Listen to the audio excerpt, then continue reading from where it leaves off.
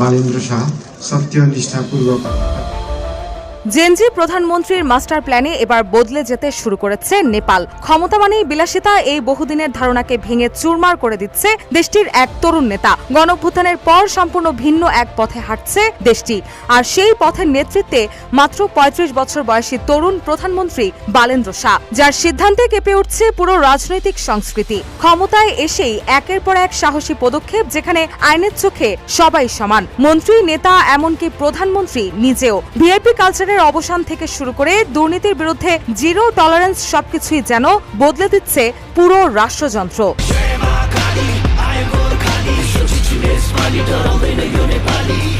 সরকারের দায়িত্ব নেওয়ার পর থেকেই প্রধানমন্ত্রী বালেন্দ্র শাহ একের পর এক এমন সিদ্ধান্ত নিচ্ছেন যা আগে কল্পনাও করা যেত না। লেস অয়েল অ্যাবজর্ব করে আপনার পরিবারকে রাখে হেলদি। ফুড গ্রেড ম্যাটেরিয়ালে তৈরি যমুনা কুকওয়্যার। ক্ষমতা গ্রহণের মাত্র ১৩ দিনের মধ্যেই তিনি নেন একটি যুগান্তকারী সিদ্ধান্ত। দেশ থেকে কার্যত বিদায় দেওয়া হয় তথাকথিত ভিআইপি কালচার। আগে যেখানে মন্ত্রী বা বড় নেতাদের গাড়িবহর জ্বললে ঘন্টার পর ঘন্টা রাস্তা বন্ধ থাকত, এখন সেই দৃশ্য পুরোপুরি বদলে গেছে। রাজধানী কাঠমান্ডুর ব্যস্ত সড়কে এখন আর কোনো নেতার জন্য সাধারণ মানুষকে অপেক্ষা করতে হয় না। এমনকি প্রধানমন্ত্রী বা মন্ত্রীদের গাড়িও এখন ট্রাফিক আইনের বাইরে নয়। ট্রাফিক পুলিশকে দেওয়া হয়েছে সর্বোচ্চ ক্ষমতা। প্রয়োজনে ট্রাফিক পুলিশ মন্ত্রী ও এমপিদের গাড়ি থামিয়ে তল্লাশিও করতে পারবে।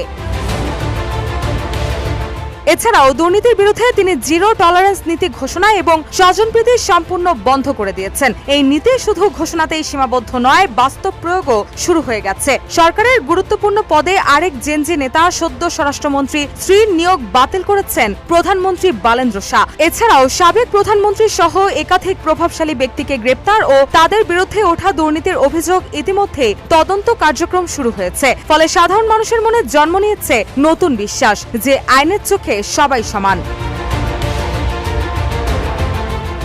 এদিকে শিক্ষা ও প্রশাসন ব্যবস্থাকে রাজনীতি মুক্ত করার উদ্যোগ দেশ জুড়ে তৈরি করেছে ব্যাপক আলোড়ন। দীর্ঘদিন ধরে ছাত্র রাজনীতি ও দলীয় প্রভাবের কারণে শিক্ষা প্রতিষ্ঠানগুলো ছিল অস্থির। তবে নতুন সরকারের সিদ্ধান্ত অনুযায়ী স্কুল ও কলেজের দলীয় রাজনৈতিক কার্যক্রম সম্পূর্ণ নিষিদ্ধ করা হয়েছে, যাতে শিক্ষার্থীরা রাজনৈতিক সংঘর্ষ নয়, শিক্ষায় মনোযোগ দিতে পারে। স্বাস্থ্য খাতেও এসেছে বড় পরিবর্তন। সাধারণ মানুষের চিকিৎসা নিশ্চিত করতে সরকারি ও বেসরকারি হাসপাতালের একটি বড় অংশের সেবা বিনামূল্যে ব্যবহারের সুযোগ দেওয়া হয়েছে, যাতে দরিদ্র ও মধ্যবিত্ত মানুষ চিকিৎসা ব্যয়ের চাপে না পড়ে। ফলে বহু মানুষ প্রথমবারের মতো স্বস্তির নিঃশ্বাস ফেলছে। শুধু তাই নয়, নারীর নিরাপত্তাও এখন সরকারের অগ্রাধিকারের শীর্ষে রয়েছে। নারীরা যেন নিরাপদে কর্মস্থল বা শিক্ষা প্রতিষ্ঠানে যাতায়াত করতে পারে, সেজন্য চালু করা হয়েছে ব্লু বাস নামের বিশেষ পরিবহন ব্যবস্থা। নির্দিষ্ট রুটে চলা এই বাসগুলোতে নারীরা বিনা ভাড়ায় ভ্রমণ করতে পারছেন, যা সমাজে ইতিবাচক প্রতিক্রিয়া সৃষ্টি করেছে। এছাড়াও প্রশাসনিক কাজের গতি বাড়াতে মন্ত্রণালয়ের সংখ্যা কমিয়ে আনা হয়েছে। অপ্রয়োজনীয় আমলাতান্ত্রিক জটিলতা কমিয়ে দ্রুত সিদ্ধান্ত গ্রহণ এবং সরকারি সেবা মানুষের কাছে সহজভাবে পৌঁছে দেওয়াই এর মূল লক্ষ্য।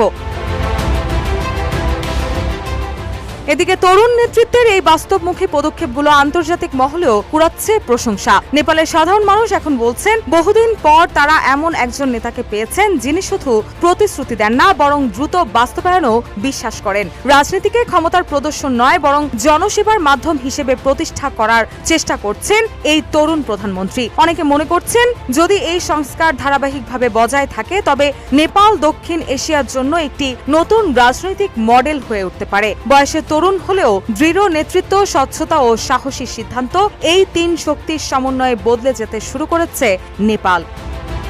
রুশা সুর, নিউজ ডেস্ক, ইত্তেফাক।